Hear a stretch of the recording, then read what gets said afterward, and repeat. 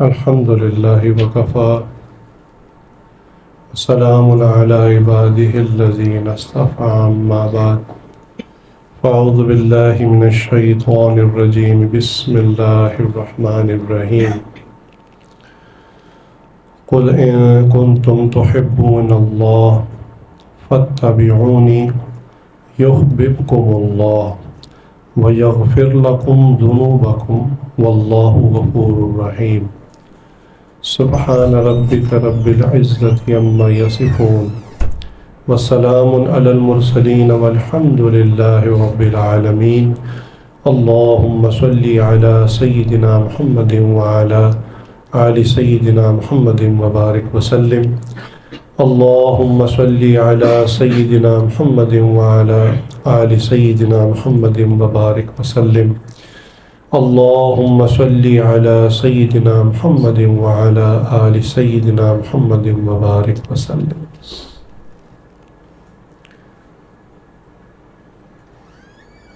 ایک مضمون ہم نے اپنی گزشتہ مجالس میں شروع کیا ہوا ہے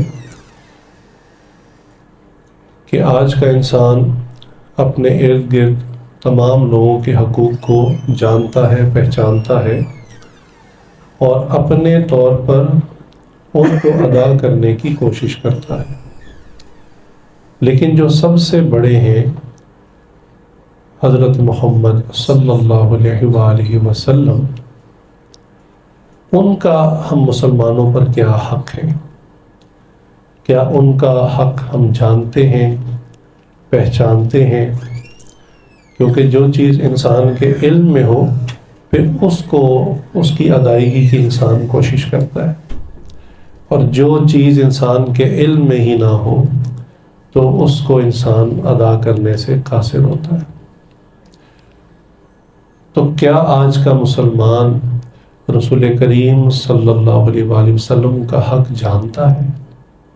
اس مضمون کو ہم نے شروع کیا تھا، جس میں ایک نشست میں یہ بات عرض کی کہ حضور صلی اللہ علیہ وسلم کا پہلا حق یہ ہے کہ ایمان بالرسول، کہ رسول اللہ صلی اللہ علیہ وسلم پر ایمان لایا جائے۔ چونکہ یہ مضمون تو پہلے گزر چکا، بس میں ایک مثال ایک صحابی کی دیتا ہوں جس سے اندازہ ہوگا کہ ایمان بالرسول کی ڈیفینیشن کیا ہے۔ یعنی جب ہم کہتے ہیں ایمان بالرسول تو بظاہر یہ ایک سادہ سی بات نظر آتی ہے کہ بھی ہر مسلمان کا رسول اللہ پر ایمان ہوتا ہے، ورنہ تو مسلمان ہی نہیں ہے۔ لیکن یہ ایمان بالرسول کو ڈیفائن کیسے کریں گے؟ اس کی کیا ڈیپتھ ہے، کیا اس کی اسٹرینتھ ہے؟ کس طرح ہم کہیں گے کہ ایمان بالرسول کی ڈیفینیشن ایگزیکٹلی ہے کیا؟ تو میں نے کہا تھا کہ صحابہ ہر چیز میں معیار ہیں، چنانچہ ایمان بالرسول کی حقیقت کے لیے میں مجلس میں کافی واقعات عرض کر چکا ہوں۔ ایک صحابی کا واقعہ عرض کرتا ہوں کہ ایک صحابی ہے حضرت ابو درداء رضی اللہ تعالیٰ عنہ، مشہور صحابی ہے، بہت سارے ان کے واقعات ہیں۔ تو ایک مرتبہ یہ کسی جگہ بیٹھے ہوئے تھے کہ ایک شخص دوڑتا ہوا آیا اور بڑی پریشانی کے عالم میں کہا کہ ابو درداء آپ کے گھر کو آگ لگ گئی۔ اب ذرا اندازہ کیجئے کہ اگر میں اور آپ اس جگہ پہ ہوتے تو کیا کرتے؟ ہم بھی دوڑتے گھر کی طرف۔ بھئی گھر تو ایک بندہ ہے کہ نا کسی کا موبائل چھن گیا، والٹ چھن گیا، گر گیا، تو یہ چھوٹے موٹے لاسز ہیں۔ تو گھر میں تو انسان کی ساری نعمتیں ہوتی ہیں، بیوی ہوتی ہے، بچے ہوتے ہیں، مال اسباب ہوتا ہے، رہنے کی جگہ ہوتی ہے، ساری دنیا سے انسان تھکا ہارا بالآخر اپنے گھر پہنچتا ہے۔ تو اگر گھر ہی انسان کا جل جائے تو پھر اس کا تو ٹھکانہ ہی کوئی نہیں رہتا۔ تو ابو درداء رضی اللہ تعالیٰ عنہ بڑے ہی اطمینان سے بیٹھے ہوئے، اور جواب کیا دیتے ہیں؟ میرے گھر کو آگ نہیں لگی۔ ادھر ہی بیٹھے بیٹھے، یعنی اتنے ڈسٹنس پہ تھے کہ یہاں سے گھر نظر نہیں آ رہا تھا۔ اتنی دیر میں ایک اور شخص آیا دوڑتا ہوا، پریشانی کیا؟ انہوں نے کہا ابو درداء آپ کے گھر کو آگ لگ گئی۔ اسی طرح بڑے اطمینان سے جواب دیا کہ بھائی میرے گھر کو آگ نہیں لگ سکتی۔ اتنی دیر میں ایک تیسرے صاحب آئے اور انہوں نے بھی آ کے یہی خبر دی کہ ابو درداء آپ کے گھر کو آگ لگ گئی۔ بالکل اطمینان سے بیٹھے رہے، بالکل حرکت نہیں، کہا فرمایا میرے گھر کو آگ نہیں لگ سکتی۔ بھئی آپ نے گھر میں کون سا فائر پروف سسٹم لگایا ہوا ہے؟ اتنا کانفیڈنس، اتنا یقین، آخر کیا بات ہے؟ پیچھے کون سی قوت ہے جس کی وجہ سے اٹھ کر جا کر دیکھنے کی بھی زحمت نہیں کر رہے؟ کیا وجہ ہے؟ اتنی دیر میں چوتھا شخص آیا اور اس نے آ کے خبر دی، ابو درداء محلے میں آگ لگی تھی، آپ کے گھر تک پہنچی اور آگ بجھ گئی۔ تو انہوں نے کہا الحمدللہ، میں نے اپنے حبیب حضرت محمد صلی اللہ علیہ وآلہ وسلم سے ایک دعا سنی تھی، اور حضور نے فرمایا تھا جو اس دعا کو صبح پڑھ لے گا شام تک اسے کوئی مضرت، کوئی نقصان نہیں پہنچے گا۔ میں نے آج یہ دعا پڑھی ہوئی تھی۔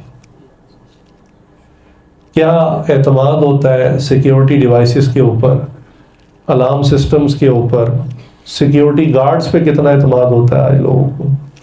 حضور صلی اللہ علیہ وسلم سے سیکھی ہوئی ایک دعا، اور کہا میں نے آج پڑھ لی تھی، اس لیے مجھے پورا یقین تھا یہ ہو نہیں سکتا کہ حضور نے جو الفاظ فرمائے ہوں وہ غلط ہوں۔ تو میں نے یہ دعا پڑھی تھی، مجھے پتا تھا میرا نقصان، میرا تو چھوٹا نقصان نہیں ہو سکتا، گھر کا جل جانا یہ کیسے ہو سکتا ہے؟ تو اس کو کہتے ہیں ایمان بالرسول، کہ رسول کریم صلی اللہ علیہ وسلم کے ارشادات پر ایسا یقین ہو، ایسا اعتماد ہو اتنی قوت کے ساتھ، تو اس کو ایمان بالرسول کہتے ہیں۔ یہ نبی کریم صلی اللہ علیہ وسلم کا پہلا حق ہے۔ دوسرا حق ہے عشق رسول صلی اللہ علیہ وآلہ وسلم۔ اس کی بھی ہم نے ایک نشست کر لی تھی پچھلی مرتبہ، اور عشق رسول بھی ہم صحابہ سے سیکھیں گے۔ عشق رسول کے مختلف ورژنز ہیں، ہر آدمی اپنی عقل کے مطابق عشق کو ڈیفائن کرنے کی کوشش کرتا ہے، کوئی دمالے ڈالتا ہے، کوئی گلے میں ہار ڈال کے پھرتا ہے، کہتا ہے میں عاشق رسول ہوں، کوئی اپنے گھر کو لائٹوں سے سجاتا ہے، کوئی حلوے پکاتا ہے، ہر بندہ اپنی ڈیفینیشن بیان کرتا ہے۔ لیکن میں نے کہا کہ عشق رسول کی ڈیفینیشن بھی ہم صحابہ سے سیکھیں گے کہ عشق رسول انفیکٹ ہے کیا۔ تو صحابہ کرام کا عشق رسول میں ڈوبنا اور وہ کیا کیفیت تھی، میں پہلے معذرت کر لیتا ہوں، میں اس کو بیان نہیں کر سکتا، کیونکہ ایک تو واقعات بہت زیادہ ہیں صحابہ کے، اور ہر صحابی ہی، چند ایک کی بات نہیں ہے، ہر صحابی ہی سچا عاشق رسول تھا، اور والہانہ عشق اتنا کہ ہر چیز حضور کے لیے پیش خدمت تھی۔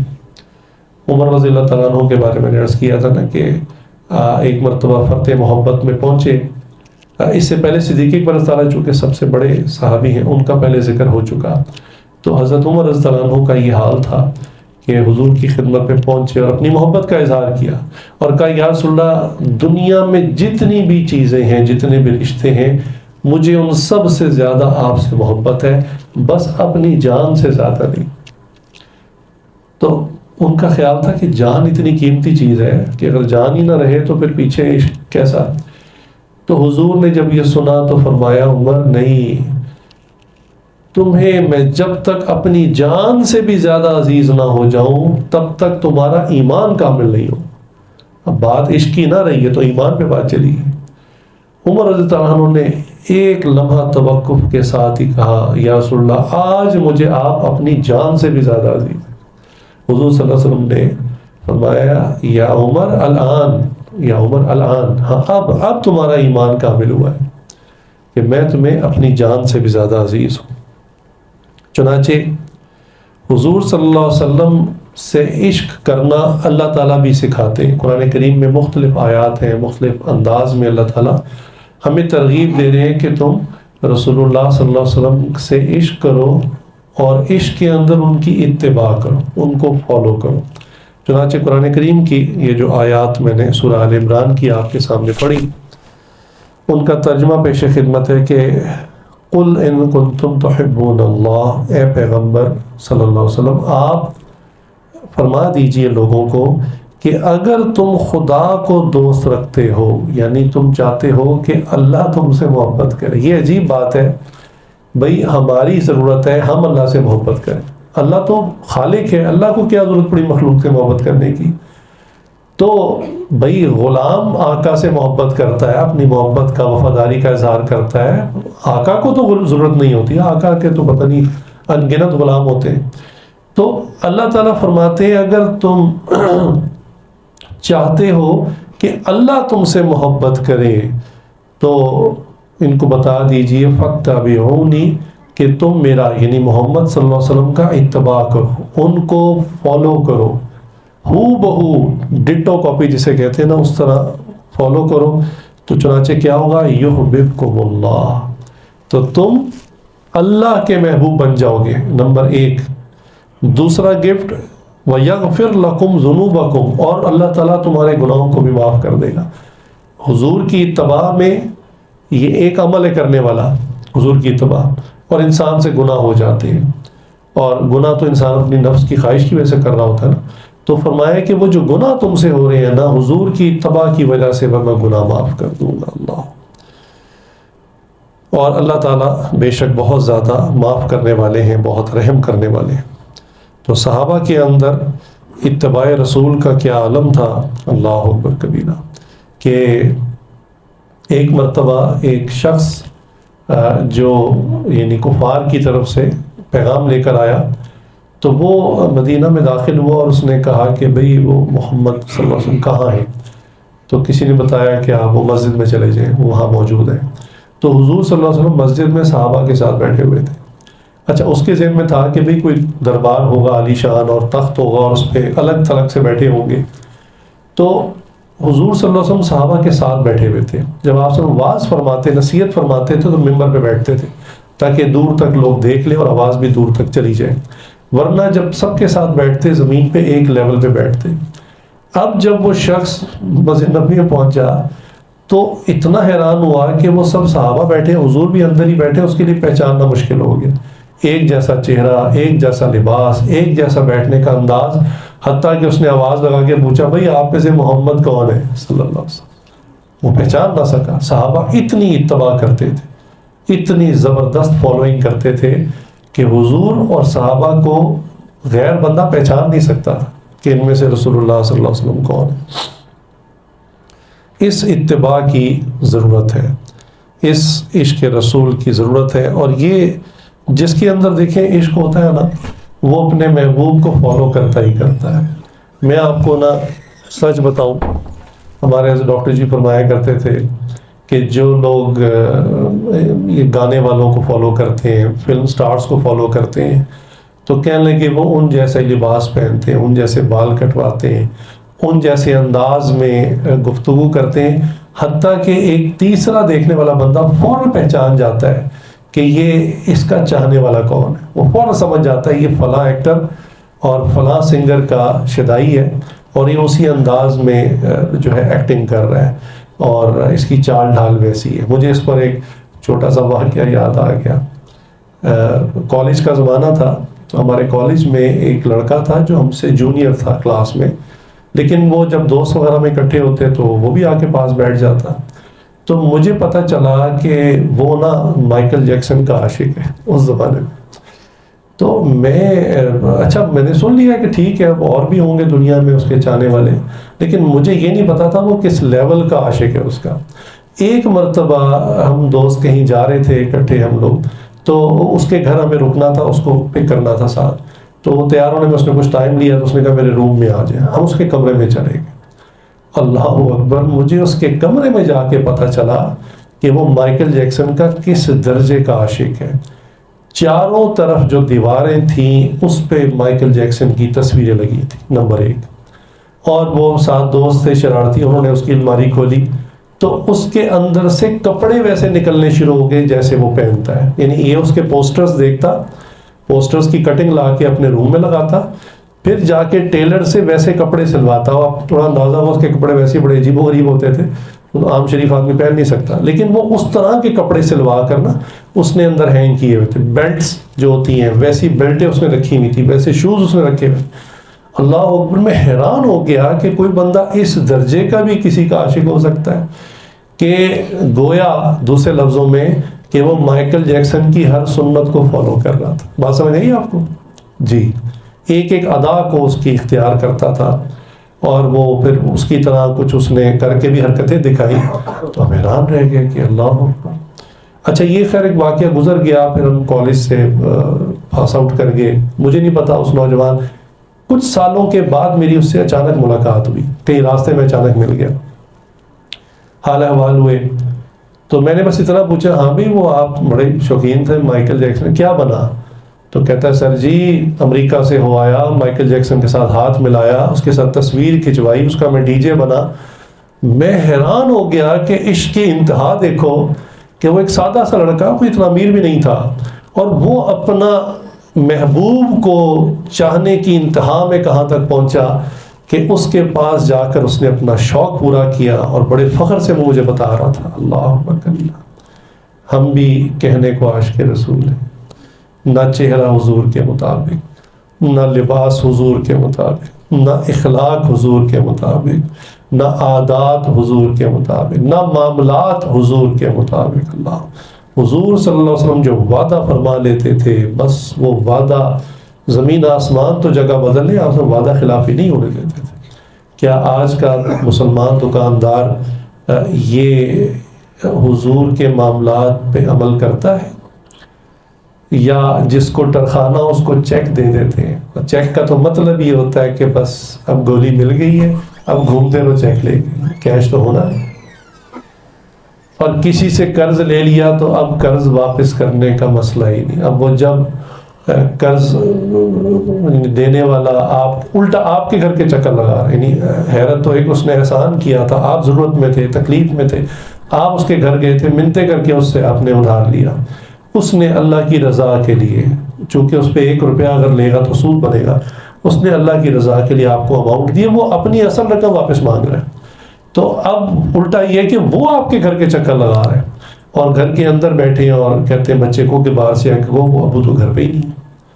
یعنی ہم مسلمان حضور صلی اللہ علیہ وسلم کے عاشق ہونے کا دعویٰ کرتے ہیں، لیکن ہمارا عشق رسول کس سطح پر ہے، کس لیول پر ہے، یہ ہر آدمی خود اپنے گریبان میں جھانک سکتا ہے کہ اس کا کیا حال ہے عشق رسول کا.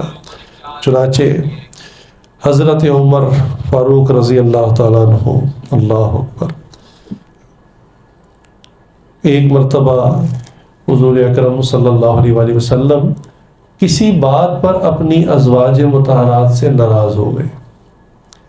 اور چونکہ دیکھیں، یاد رکھیں حضور صلی اللہ علیہ وسلم کی زندگی کا ایک ایک عمل قیامت تک کے انسانوں کے لیے ایک مثال ہے، ایگزامپل ہے، اور ان لوگوں کے لیے بھی رہنمائی ہے اس میں کہ جو لوگ کبھی کسی وجہ سے اپنی بیوی سے ناراض ہو جاتے ہیں.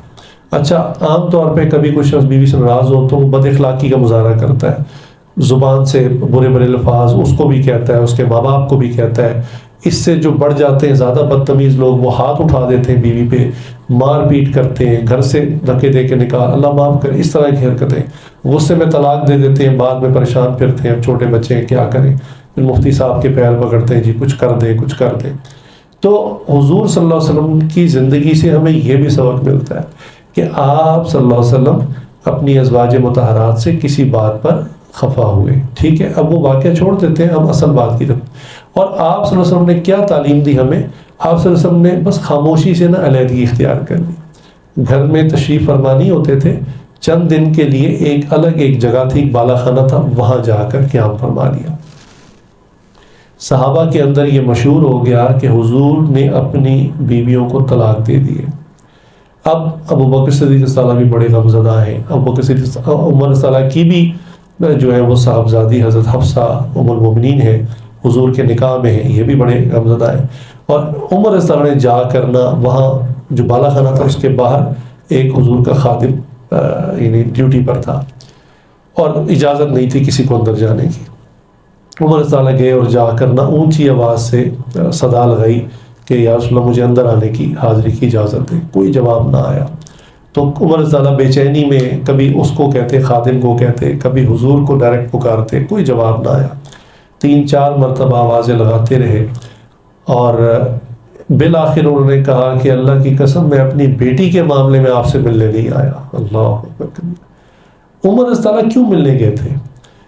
اس حالت میں کہ جب یہ مشہور ہو چکا ہے کہ حضور صلی اللہ علیہ وسلم اپنی تمام بیویوں کو طلاق دے چکے ہیں، تو ظاہری بات ہے یہ بات بھی ان کو واضح تھی کہ میری بیٹی کو بھی طلاق ہو گئی ہے۔ اس کے باوجود اس کا غم نہیں تھا، عمر رضی اللہ تعالیٰ عنہ کو غم اس بات کا تھا کہ حضور صلی اللہ علیہ وسلم رنجیدہ ہے، غمگین ہے، میں حضور کی تھوڑی دل لگی کروں، میں ان کے پاس چلا جاؤں۔ اللہ اکبر، کوئی باپ اپنی بیٹی کی طلاق کا سنے اور پھر بھی یعنی جو رشتے میں داماد بنتا ہے پھر بھی اس کی دل لگی کی کوشش کرے، اللہ، یہ حضور سے عشق کا عالم تھا کہ بیٹی یاد ہی نہیں تھی۔ خیر جب یہ بات کہی تو اندر سے آنے کی اجازت ہو گئی۔ جب اندر گئے تو دیکھا حضور صلی اللہ علیہ وسلم کے پاس کچھ بھی نہیں تھا اور چند چیزیں تھیں ارد گرد، دیکھا، سارا جائزہ لیا، اور حضور صلی اللہ علیہ وسلم تنکوں کی چٹائی پر لیٹے ہوئے تھے اور اس تنکوں کی چٹائی کے جو نشان ہیں وہ حضور کے جسم پہ پڑے ہوئے تھے۔ تو یہ دیکھ کر عمر رضی اللہ عنہ رونا شروع کر دیا، اور حضور نے پوچھا بھی عمر کیوں روتے ہو؟ تو فرمایا یا رسول اللہ، کیسر و کسرا والے تو باغ و بہار کی موجیں لوٹیں اور عیش و عشرت کی دنیا میں زندگی گزاریں، اور آپ دونوں جہاں کے بادشاہ ہوتے ہوئے اس حالت میں کہ کوئی ساز و سامان ہی نہیں ہے اور چٹائی پر لیٹے ہوئے ہیں۔ تو حضور صلی اللہ علیہ وسلم اٹھ کر بیٹھ گئے اور کہا کہ عمر، ان کے لیے دنیا ہے، ہمارے لیے آخرت ہے۔ اس کے بعد عمر تعالیٰ نے کہا کہ یا رسول اللہ، کیا آپ نے ازواج کو طلاق دے دی ہے؟ اگر آپ نے طلاق دے دی ہے، سنیے ذرا الفاظ، جسے کہتے ہیں نا میں پھر بھی آپ کے ساتھ ہوں۔ کہا کہ یا رسول اللہ، اگر آپ نے طلاق دے دیا تو اللہ کے فرشتے، ابو بکر، عمر اور تمام صحابہ آپ کے ساتھ کھڑے ہیں۔ اللہ اکبر، یاد ہی نہیں اپنی بیٹی، یاد ہی نہیں، پہلی نسبت حضور سے ہے۔ کہا کہ یا رسول اللہ کے فرشتے، ابو بکر اور عمر اور تمام صحابہ آپ کے ساتھ کھڑے۔ پھر حضور نے فرمایا کہ نہیں، میں نے طلاق نہیں دی۔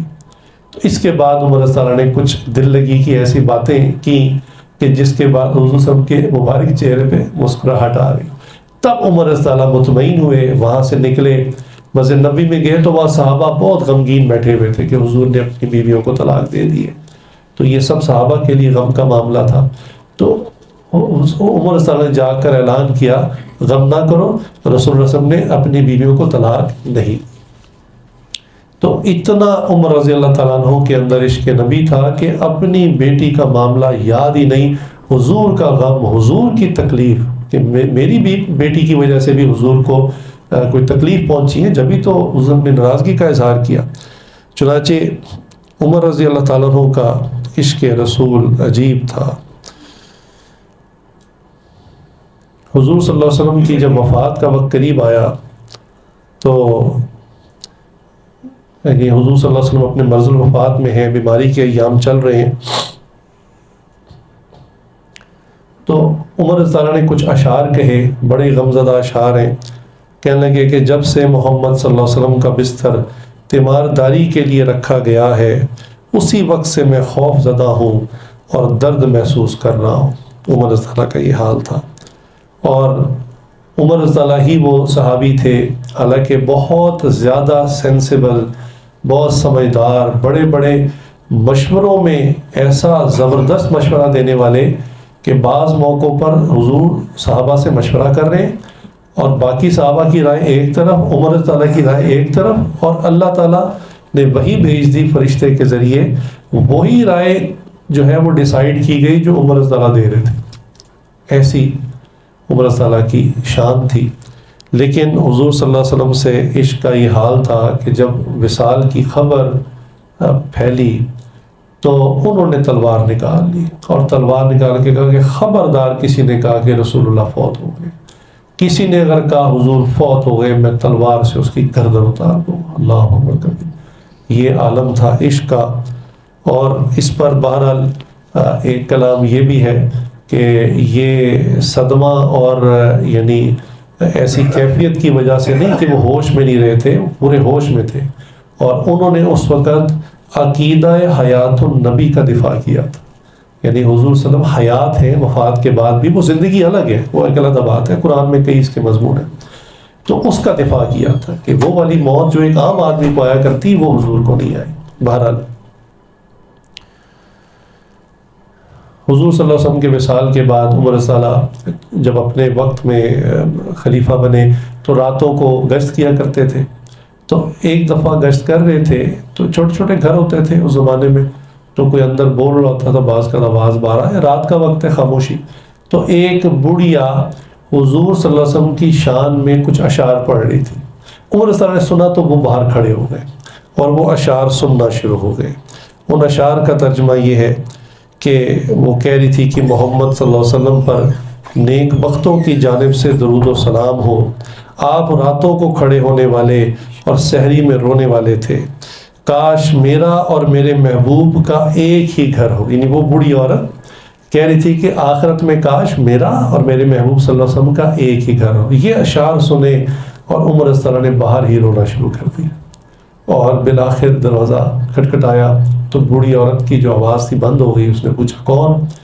تو کہا کہ عمر ہے اور اندر آنا چاہتا ہے. اس نے کہا کہ آپ اس وقت میں اس بڑھیا سے کیا کام ہے؟ اس نے کہا کہ میں کسی نقصان کے نیت سے نہیں آیا, دروازہ کھول. تو اس بڑھیا دروازہ کھول دیا. تو عمر صاحب نے کہا کہ جو اشعار آپ پڑھ رہی تھی مجھے خدا کے واسطے دوبارہ سنا دیں. تو وہ بڑھیا بھی اور زیادہ عشق میں ڈوب کر وہ اشعار پڑھنے لگ پڑی. وہ بھی رو رہی تھی, عمر صاحب بھی رو رہے تھے. پھر انہوں نے کہا اس بڑھیا سے کہ آپ نے جو آخری شعر میں کہا ہے نا کہ یا اللہ میرا اور میرے محبوب کا گھر آخرت میں کر دیں, اس شعر میں عمر کو بھی شامل کر دیں. اور یہ بھی الفاظ کہہ دیں کہ اللہ اے معاف کرنے والے عمر کو بھی تو معاف کر دیجیے. خیر بڑھیا نہیں اشعار کہے, عمر رضی اللہ عنہ کی حالت اور غیر ہو گئی. عمر رضی اللہ عنہ کو حضور صلی اللہ علیہ وسلم سے ایسا عجیب عشق تھا, حالانکہ امیر المومنین بنے, سفروں میں بھی جاتے تھے اور مختلف جنگوں میں بھی حصہ لیتے تھے, لیکن مدینے کی محبت اور مدینے میں مرنے کی محبت ایسی تھی کہ دعا کیا کرتے تھے اللہم ارزقنا شہادتن فی سبیلک وجعل قبری فی بلدی حبیبک. یہ بڑی عجیب دعا ہے. یہ دو ڈفرنٹ چیزیں ہیں, دو متضاد چیزیں جن کی وہ دعا مانگتے تھے. ایک یہ کہتے تھے یا اللہ اپنے راستے کی شہادت کی موت عطا فرما, اور میری جو قبر ہے نا وہ میری قبر حبیب صلی اللہ علیہ وسلم کے شہر میں بنا. اب یہ دو ڈفرنٹ اس لیے دعائیں ہیں کہ اس زمانے میں شہادت کے موقع ایسے ہی آتے تھے کہ کسی جنگ میں کسی علاقے میں گئے اور شہادت ہوگی تو وہاں سے میت کو لایا نہیں جاتا تھا. اس زمانے میں ایمبولینسز بھی نہیں تھی اور ان کا کانسیپٹ بھی یہی تھا, لہٰذا جہاں پہ شہادت ہوتی اسی میدان میں تدفین کر دی جاتی. حضرت امیر حمزہ رضی اللہ عنہ کی احد کے مقام پر, حالانکہ مدینہ سے بہت ہی قریب ہے, لیکن وہیں پر تدفین کی گئی اور بہت سارے شہداء کو وہیں دفن کیا.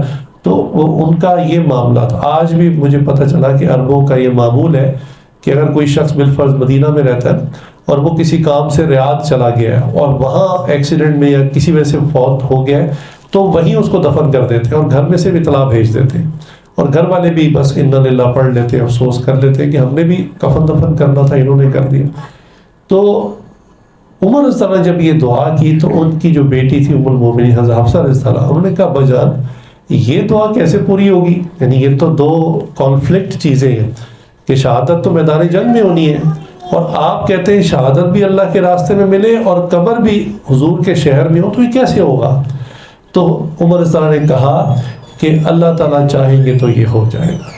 چنانچہ ایسا ہی ہوا کہ عمر رضی اللہ عنہ فجر کی نماز پڑھانے کے لیے مسجد میں ممبر میں کھڑے ہوئے تھے, اور ایک کافر شخص جو ابو لؤلؤ فیروز مجوسی ایرانی تھا, یہ چھپا ہوا تھا محراب میں, اور اس نے نکل کر ایسے وار کیے, یعنی پیٹ میں ناف سے نیچے اس طرح وار کیے, اتنے گہرے زخم تھے خنجر کے کہ وہ سنبھلنے کا موقع ہی نہ ملا, اور سیکنڈوں کے اندر اس نے کئی وار کیے, اور اسی زخم کی وجہ سے بالآخر وفات ہوئی. یعنی کچھ دن زندہ رہے لیکن اتنا شدید زخم تھا کہ اسی کی وجہ سے وفات ہوئی.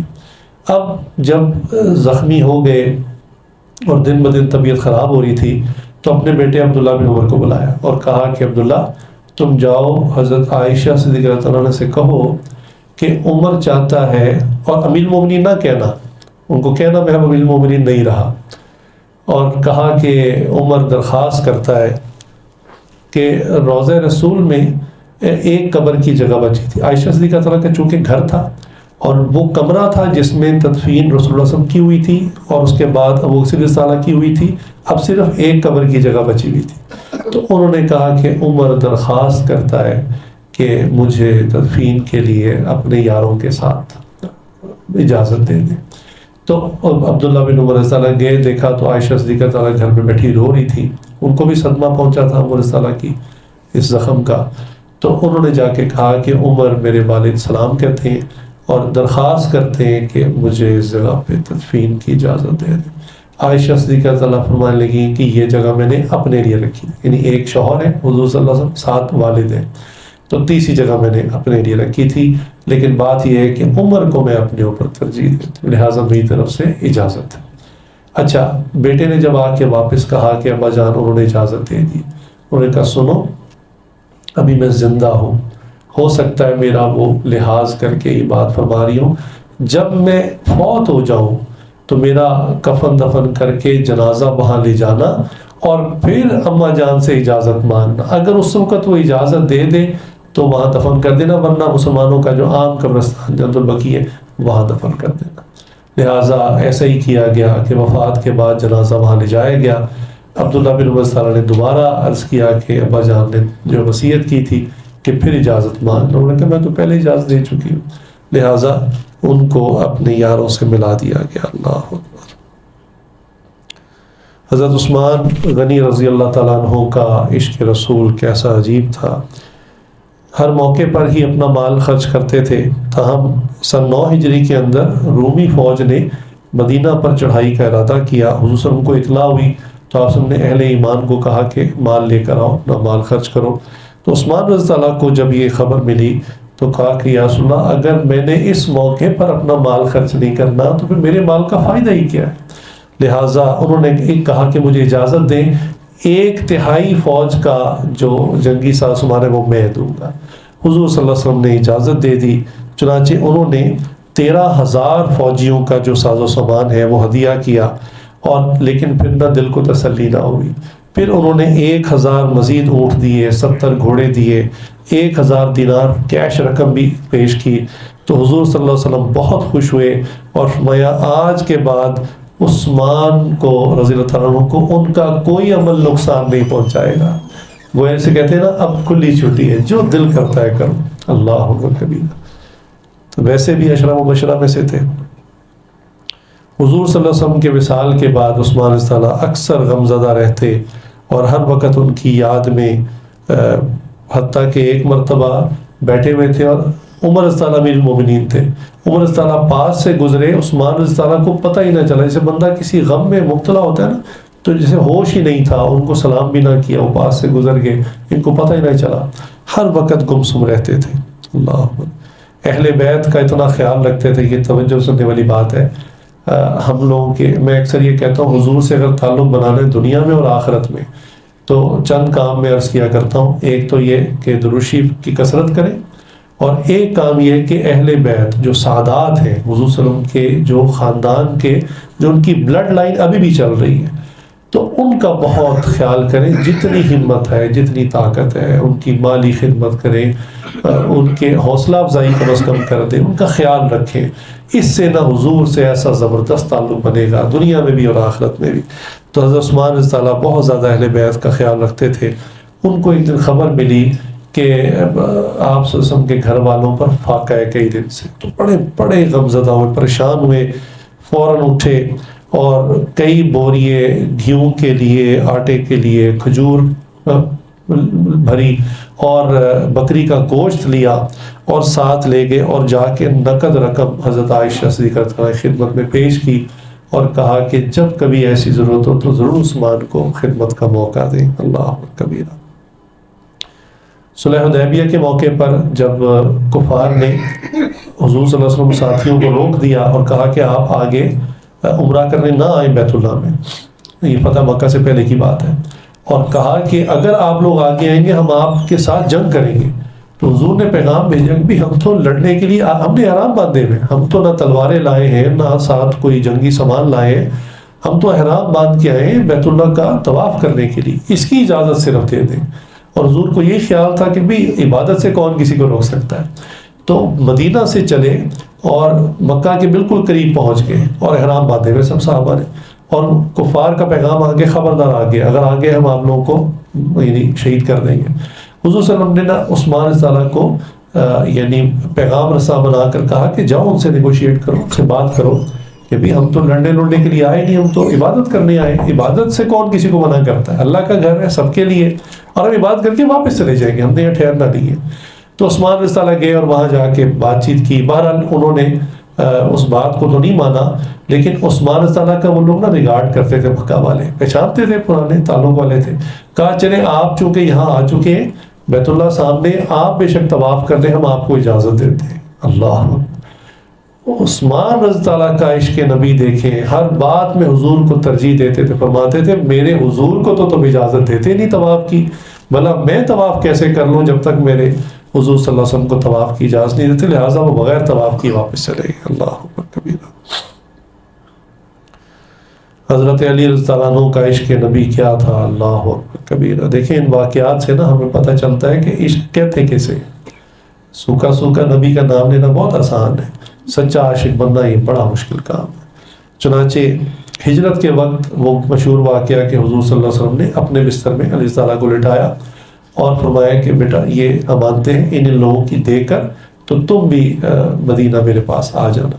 ایک تو علی تعالیٰ کا ایمان کہ بڑے مزے سے اس بستر میں سرکار کے لیٹ گئے، اور بعد میں کسی نے پوچھا علی تعالیٰ سے کہ آپ کو خوف نہیں آیا کہ جب کافروں نے گھر کو گھیرا ہوا ہے اور حضور کو قتل کرنے کے لیے گھیرا ہوا ہے اور آپ حضور کے ہی بستر میں سو رہے ہیں، تو اگر وہ غلطی سے بائی مسٹیک آپ کو رسول اللہ سمجھ کے مار دیتے، قتل کر دیتے، تو انہوں نے کہا نہیں حضور نے مجھے یہ فرمایا تھا کہ بیٹا تم میرے بستر میں سو جاؤ اور صبح یہ امانتیں دے کے تم بھی میرے پاس آ جانا۔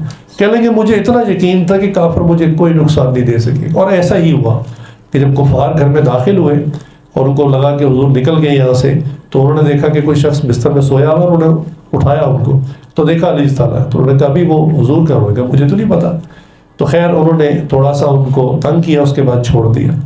تو علی تعالیٰ اب اگلے دن کیا کرتے ہیں کہ جو حضور نے کام دیا تھا سب کی امانتیں دی، اور اس کے بعد اب شدید پریشان ہے کہ میں حضور سے الگ کیسے ہو گیا، اب میں نے حضور تک پہنچنا ہے۔ لیکن مسئلہ یہ ہے کہ 3-4 دن ویٹ کیا کہ کوئی اسباب، کوئی مال، کوئی سواری مل جائے، یعنی مکہ سے مدینہ کا سفر، یعنی اب تو گاڑی میں بس میں آپ سمجھیں کہ 5 to 6 آورز کی رائڈ ہے، لیکن اس زمانے میں اونٹوں پر، گھوڑوں پہ بھی کافی دن لگ جاتے تھے۔ تو علی تعالیٰ کے پاس کوئی مال اسباب نہیں تھا، کوئی سواری نہیں تھی، لیکن 3-4 دن سے زیادہ برداشت نہ کر سکے کہ میں حضور کی جدائی نہیں برداشت کر سکتا۔ تو حضور مدینہ پہنچے ہیں، نہیں پہنچے ہیں، لیکن میں جاؤں گا ان کے پیچھے، لہٰذا ایک دن انہوں نے کیا کیا، ایک ننگی تلوار لی اور اسی طرح نکل پڑے، اللہ اکبر، بغیر کسی ساز و سامان کی۔ اور علی تعالیٰ اب اتنے قسم کے رستے کے خوف تھے، ایک تو رستہ بہت طویل تھا، پہاڑ تھے، ریگستانی علاقہ تھا، ریگستان میں جب ہوا چلتی ہے نا تو یہ ریت جو اڑتی ہے نا یہ ریگ مار کا کام کرتی ہے، سینڈ سٹارم بہت خطرناک ہوتا ہے۔ تو اس وقت میں جو مقامی لوگ ہیں نا وہ بھی اپنا منہ ڈھانپ کے، سر ڈھانپ کے چھپ جاتے ہیں۔ تو آج آپ دیکھیں گے نا جو گاڑیاں یہ ابو ظہبی دبئی سائڈ سے یہ لوگ آتے ہیں نا عمرہ کرنے، تو ان کی گاڑیوں کے آگے بمپر اور لائٹیں فیڈ ہو چکی ہوتی ہیں، اڑ چکی ہوتی ہیں۔ میں نے کسی لوکل سے پوچھا تو اس نے کہا کہ یہ جو سینڈ سٹارم رستے میں آتا ہے نا، وہ ریت جب اڑتی ہے تیزی سے تو وہ گاڑیوں کا اگلا حصہ اڑا دیتی ہے، سارا پینٹ سب اتر جاتا ہے، اتنی وہ شدید ہوتی ہے۔ تو علی تعالیٰ کو اتنے سارے خطرات، پھر یہ خطرہ کہ دشمن نہ رستے میں مل جائے، پھر کھانے پینے کا مسئلہ کہ کہاں کھاؤں گا کہاں، لیکن حضور کی ملاقات کا شوق ایسا تھا، انہوں نے کہا نہ آؤ دیکھا نہ تھا، وہ نکل پڑے۔ لہٰذا راتوں کو وہ چلتے تھے تیز تیز، اور دن میں جو ہے نا وہ چھپ جایا کرتے تھے۔ خیر 12 دن کے بعد علی تعالیٰ مدینہ پہنچ گئے، لیکن علی تعالیٰ کی حالت اتنی غیر ہو چکی تھی کہ حضور صلی اللہ علیہ وسلم کو پتہ چلا، صحابہ کو پتہ علی آ گئے تو بہت خوش ہوئے، اس نے فرمایا کہ علی کو میرے پاس لاؤ۔ صحابہ نے کہا یا رسول اللہ وہ تو چلنے کی پوزیشن میں نہیں ہے، وہ تو بس جیسے بندہ نا ڈھال ہو کے گر جاتا ہے، مطلب وہ تو اس حالت میں پہنچے ہیں۔ تو حضور نے کہا مجھے اس کے پاس لے جاؤ۔ حضور آئے تو دیکھا ان کے پیر سوج چکے تھے، پھٹ چکے تھے، اور آنکھوں سے خون نکل رہا تھا جس طرح کی، وہی ریت جو آنکھوں میں جاتی تھی۔ تو حضور صلی اللہ علیہ وسلم نے اپنے مبارک ہاتھوں پہ دم کیا، اور علی تعالیٰ کے ہاتھوں پہ پیروں پہ پھیرا، آنکھوں پہ پھیرا تو اللہ تعالیٰ نے کو شفا دے دی. پھر آتا ہے کہ موت تک علی تعالیٰ کبھی بیمار نہیں ہوئے، حضور کے دم کا یہ اثر تھا. تو علی تعالیٰ کی جو عشق رسول تھا وہ یہ تھا کہ حضور کی جدائی برداشت نہیں ہوتی تھی. میں یہاں ایک چھوٹی سی بات عرض کروں گا، ہم میں سے جو مسلمان ابھی تک حج عمرہ نہیں کرنے گئے تو وہ کیوں نہیں گئے؟ ان میں سے ایک تو کیٹیگری وہ جن کے پاس ہے ہی نہیں پیسے، وہ کوشش کرتے ہیں، تڑپتے ہیں کہ ہم بھی چلے جائیں لیکن ہے مال ہی نہیں ہے. اچھا، ایک وہ لوگ ہیں جن کے پاس مال تو ہے لیکن ان کی پرائرٹیز ڈفرینٹ ہیں. بچی کی شادی کر دیں، بیٹے کو اسٹیبلش کر دیں، فلاں کام کر لیں، اپنا گھر بنا لیں اور گاڑی لے لیں اور یہ کر لیں، اور پھر جو پیسے بچیں گے اس سے ہم حج عمرہ کریں گے. تو حضور صلی اللہ علیہ وسلم اگر بالفرض ہم ان کے زمانے میں ہوتے اور ہم واقعی اس خطے میں پیدا ہوتے اور پتا ہوتا کہ حضور سے مدینہ میں موجود ہیں، کیا اس وقت بھی ہم یہی کام سوچتے حضور کی ملاقات کے لیے، یا سب کچھ بیچ کر بھی چلے جاتے؟ تو یہ تو آخری درجہ ہے نا کہ رسول اللہ کی زیارت نہیں، ان کے روضہ رسول کی تو زیارت ہو جائے، ان سنہری جالیوں کی تو زیارت ہو جائے، وہ سبز گنبد تو جا کے آنکھوں سے دیکھ لیں. یہ تو آخری درجہ ہے نا، یہی ہم کر سکتے ہیں. حضور کی براہ راست ملاقات تو اس طرح ممکن نہیں ہے، تو یہ تو ہم کر سکتے ہیں. تو علی رضی اللہ کے اندر یہ حال تھا کہ انہوں نے کوئی چیز نہیں سوچی کہ میرے ساتھ ہوگا کیا، میں پہنچوں گا بھی کہ نہیں پہنچوں گا، لیکن انہوں نے بس دیوانگی کے اندر جو ہے عشق نبی کے اندر انہوں نے سفر شروع کر دیا.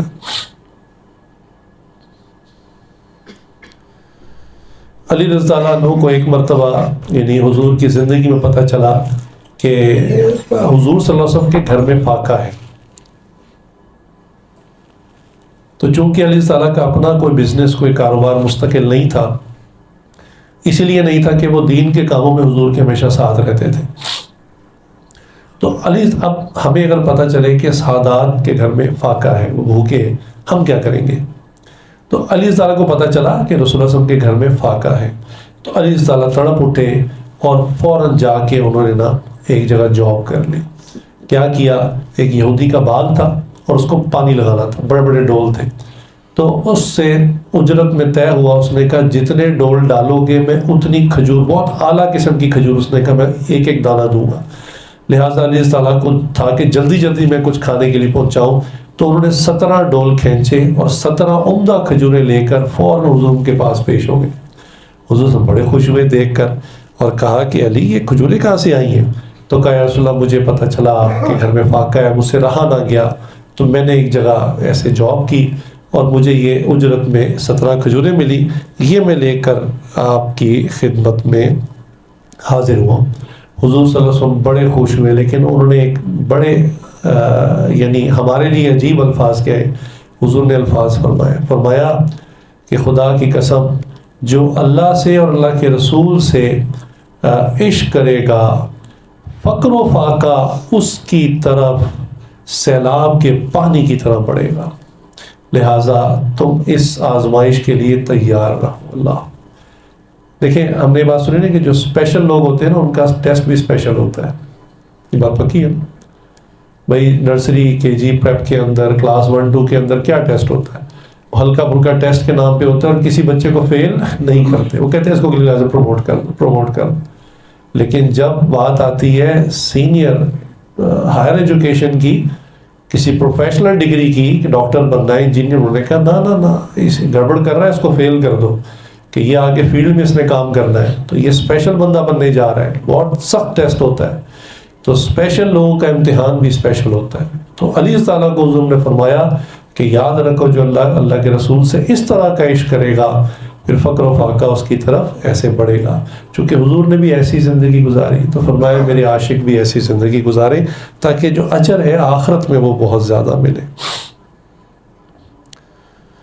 کاش ہم بھی آل رسول سے، سادات سے اسی طرح کی محبت کریں کہ ہمیں کبھی پتہ چلے کہ وہ مالی اعتبار. اور میں آپ کو بتاؤں سادات میرے اب تک زندگی میں جو میرے علم میں ہوا نا، سادات کے حالات مالی بڑے کمزور، کیونکہ نہ ان پہ زکوٰۃ لگتی ہے نہ صدقہ لگتا ہے، اور ہدیہ لوگ دیتے نہیں.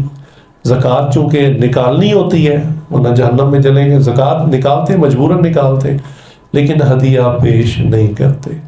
تو اور وہ ہدیہ نہ ملنے کی وجہ سے پھر بعض اوقات ایسے حالات میں ہوتے ہیں، لہٰذا ان کا بہت خیال رکھنا چاہیے. حضور صلی اللہ علیہ وسلم کے وصال کی خبر علی تعالیٰ کو ملی تو غم سے نڈھال ہو گئے. ظاہری سی بات ہے علی تعالیٰ بچے تھے, جب حضور کی صحبت ملی تو بچپن بھی حضور کے ساتھ, جوانی بھی حضور کے ساتھ, پختہ عمر بھی حضور کے ساتھ گزاری. تو جس بچے نے والد کی طرح حضور صلی اللہ علیہ وسلم کو دیکھا اور گھر کے بچے تھے, تو آپ سوچ سکتے ہیں کہ حضور کی جدائی ان کے لیے کتنا بڑا غم کی بات تھی. لہٰذا وہ لوگوں کو تلقین کیا کرتے تھے کہ لوگوں اپنی اولاد کو عشق رسول سکھاؤ. اللہ, صحابہ تو سارے ہی ایسے ہیں کہ جن کے عشق کی داستان ہر ایک کی عجیب ہے. بس میں حضرت بلال حبشی رضی اللہ عنہ کا عشق رسول بیان کر کے اس مضمون کو بند کرتا ہوں.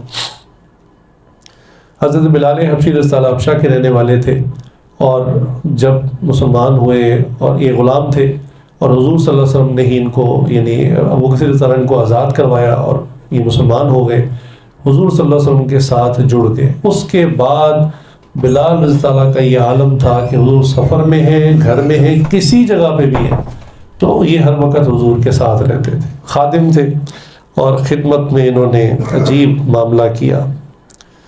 تو جب حضور صلی اللہ علیہ وسلم کا وصال ہو گیا تو ان کی ذہنی حالت ایسی ہو گئی, عشق کے اندر دیوانے ہو گئے, اور مدینے کی گلیوں میں لوگوں سے پوچھتے تھے, لوگوں تم نے حضور کو کہیں دیکھا ہے, حضور کو کہیں دیکھا ہے. اور پھر جب لوگ کوئی جواب نہ دیتے تو انہوں نے کہا اب میں مدینے میں نہیں رہ سکتا. لہٰذا مدینے کو چھوڑا اور چھوڑ کر شام کا ایک شہر ہے حلب, وہاں چلے گئے اور وہاں جا کے رہنا شروع کر دیا. 6 مہینے گزرے کہ خواب میں حضور صلی اللہ علیہ وسلم کی زیارت ہوئی. حضور نے فرمایا بلال یہ کیا بے وفائی ہے کہ کبھی ہمیں ملنے بھی نہیں آتے, تو ملاقات کے لیے آؤ. تو بس اٹھے اور بے چین ہو گئے اور فوراً اپنی اونٹنی کو تیار کیا اور حلب سے سفر کر کے مدینہ شریف پہنچے.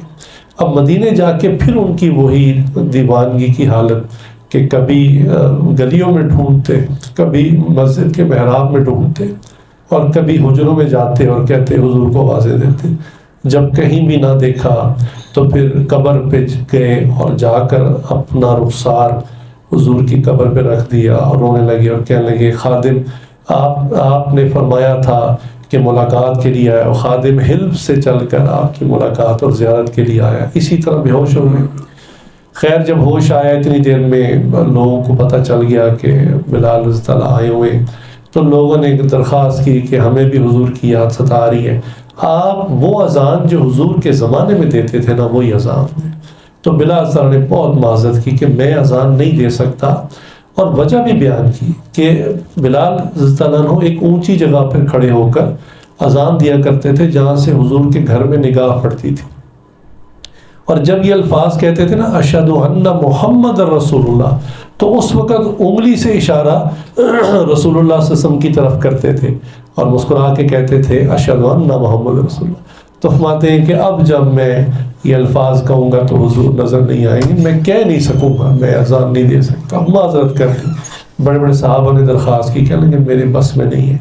تو لوگوں نے مشورہ کیا کہ اگر ہم حسنین کریمین سے کہلوائیں تو وہ نواسے ہیں تو ان کی یہ درخواست نہیں ٹالیں گے. لہٰذا انہوں نے ان سے کہا, تو حسن رضی اللہ حسین رضی اللہ آ گئے اور انہوں نے کہا کہ بلال رضی اللہ کو کہا کہ آپ ہمیں اپنے نانا جان کے زمانے کی اذان سنا دیں. اب تو پھنس گئے, اب کہنے لگے اب تو کوئی چارہ کار نہیں ہے. خیر اسی جگہ پر کھڑے ہوئے جہاں حضور کے زمانے میں کھڑے ہو کے اذان دیتے تھے, اور اللہ اکبر کہنا شروع کیا. اور مدینے کی گلیوں میں بلال تعالیٰ کی اذان جب گونجی تو ابھی سب کو اطلاع نہیں تھی, لیکن بلال تعالیٰ کی جب اذان سنی تو لوگ جو ہیں وہ روتے ہوئے گھروں سے نکل آئے, حتیٰ کہ پردہ نشین عورتیں بھی جو ہیں وہ روتی ہوئی گھروں سے باہر آ گئی. سب کے دلوں میں حضور کی یاد تازہ ہو گئی, اور بلال تعالیٰ کی اذان سن کے حضور کا زمانہ جو کہ ان کے دل میں تھا وہ پھر ایک طرح سے گویا زخم تازہ ہو گیا. اور بلال تعالیٰ جو ہے اشہد لا الہ الا اللہ پر پہنچے, پھر اشہد ان محمد رسول اللہ کہا تو ہچکی بن گئی اور لوگوں کی بھی چیخیں نکل گئیں. اور یہ سب کا مدینے والوں کا رو رو کر برا حال تھا حضور کی یاد میں. ایک بچے نے اپنی ماں کی گود میں عجیب سوال کیا, انہوں نے کہا کہ اماں دیکھیں اتنے عرصے کے بعد بلال رضی اللہ واپس آ گئے، حضور صلی اللہ علیہ وسلم کب واپس آئیں گے؟ تو یہ صحابہ کے عشق کا حال تھا۔ جب بلال رضی اللہ کی موت کا وقت آیا تو یہ اپنی موت کا انتظار کر رہے تھے بے چینی سے۔ تو جب مرض الوفات کے اثرات ہوئے تو بیوی نے رونا شروع کر دیا، جیسے ہوتا ہے کہ اب جدائی ہے، تو بلال رضی اللہ نے مسکرانا شروع کر دیا اور کہا ہاں کتنا اچھا دن آ گیا، کل میں اپنے حبیب حضور صلی اللہ علیہ وسلم سے اور ان کے اصحاب سے ملاقات کروں۔ اتنی خوشی تھی موت کی کہ میں اب جو جدائی ہے وہ ختم ہو جائے گی اور اب میں بھی رسول اللہ صلی اللہ علیہ وسلم سے ملاقات کروں۔ تو بس گزارش یہ ہے کہ یہ ہے عشق رسول کا معیار، جو صحابہ کے واقعات بہت ہیں، ہر صحابی کا عجیب داستان ہے، عشق نبی میں ڈوبے ہوئے تھے اور برداشت نہیں کرتے تھے، تو نہ زندگی میں حضور کی تکلیف کو برداشت کرتے تھے اور وفات کے بعد تو سب کا ہی برا حال تھا۔ تو بس یہ عرض کرنا تھا کہ مسلمان پر رسول اللہ صلی اللہ علیہ وسلم کا یہ حق ہے، عشق نبی صلی اللہ علیہ وسلم، اور اس کی ایک چھوٹی سی جھلک میں نے آپ کے سامنے پیش کی ہے۔ اللہ سے درخواست ہے اللہ تعالی ہمیں بھی عاشق رسول وآخر دعوانا الحمدللہ۔